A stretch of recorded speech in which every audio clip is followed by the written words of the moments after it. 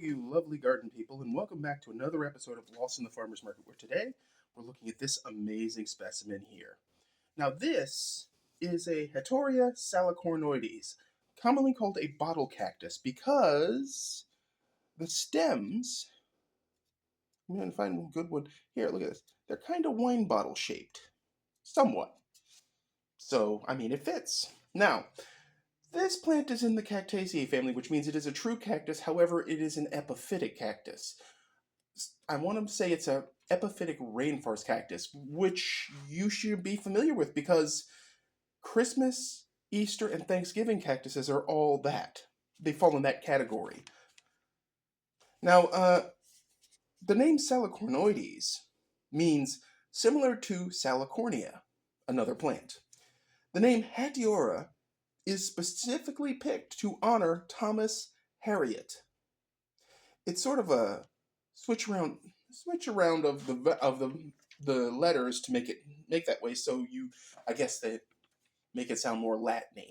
But anyway, he was honored with that in 1834. Now this plant is native to Brazil. All references just say Brazil. They don't really say it's native to anywhere else. It's hardy in USDA zones 10 through 12 and is considered a houseplant otherwise. And what a houseplant it is. You see this right here? Those are the flowers coming out, and this is quite remarkable. Because only a well-fed and cared for one will produce these flowers. Actually, you can see the bottles right up here. Some of these segments are definitely doing it up top. Anyway. Its soil pH preference is 5.5 to 6.5, and it takes regular old potting soil. You don't need to add drainage. You just water when the soil's dry. The plant is not particularly... It doesn't particularly show that when it's dry. You just have to know when the soil's dry, and these guys will rapidly outgrow their pot and then drink it dry, and then you have to water. Plants that are not adequately watered will show on the new growth. They'll start shedding new growth, and the new stem segments will start to crinkle as if drying out from within. So if you know what to look for, you can see it. Now this plant requires partial sun or bright indirect, and in this case, it's getting a grow light up here off screen that is putting out 5,400 lumens. GE makes one where you can switch the amount of output on the light, and it's cool white, which is basically bright indirect. 5400 is basically what you need for a home grow light on output.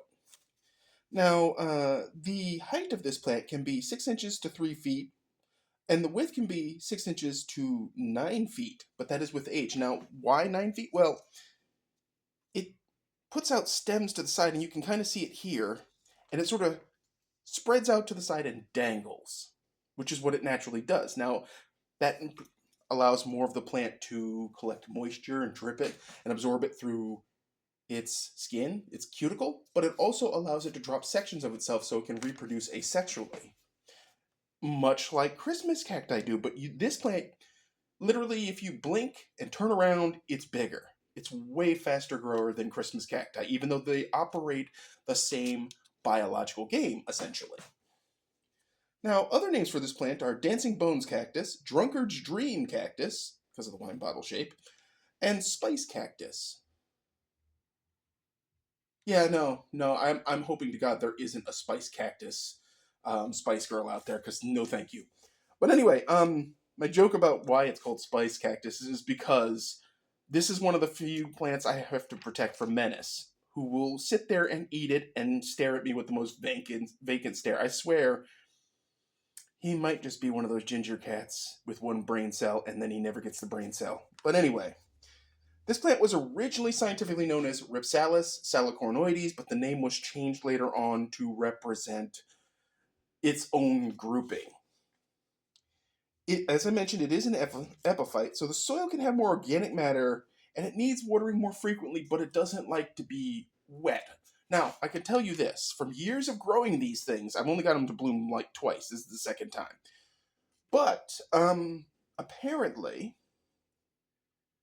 I've never lost a single one of these to root rot. Not that that's a challenge. All y'all out there, don't take that as a challenge. I've never lost one to root rot. That's never happened. I've had them I've had them die from overexposure to sun. I've had them die from being too dry. Never root rot.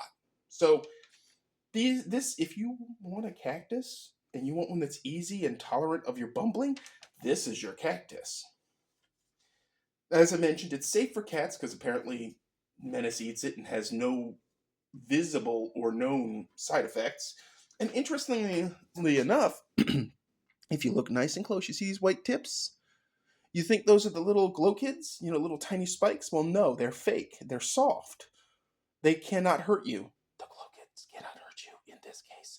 Yeah, they cannot hurt you in this case. This plant is safe for kids and everybody to handle. There's no threat here.